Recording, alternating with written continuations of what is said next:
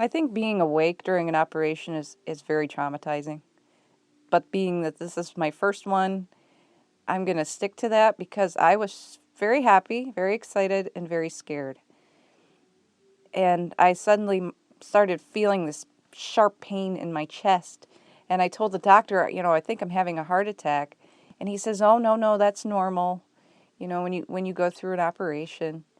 And then I started feeling nauseous, and I was given a shot of some kind, and that took the nauseous feeling away. And then my mother was standing there in the room with me, and they brought the baby and put him on my in front of me. And I was just like, "Please take the baby away. I'm going to be sick." That was my biggest fear, was getting sick on the baby.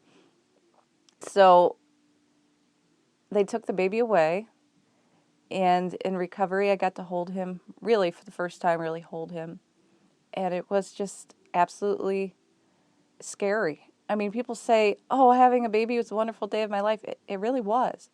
But I was scared out of my mind because at that point I knew that my life would never be the same again.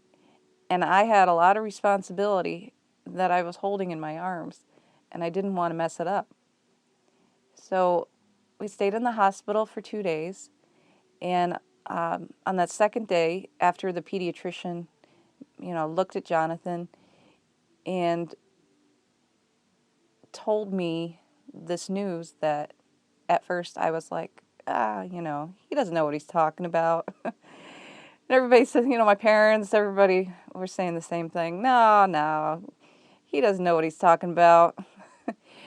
They had told me that he had this condition called craniostenosis, and I should seek a second opinion.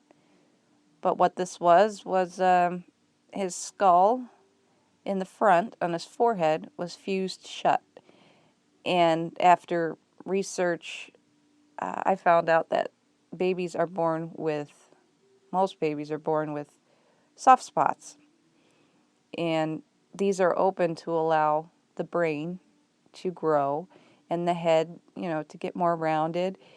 And Jonathan didn't have the one open in the front, and we didn't know what caused it.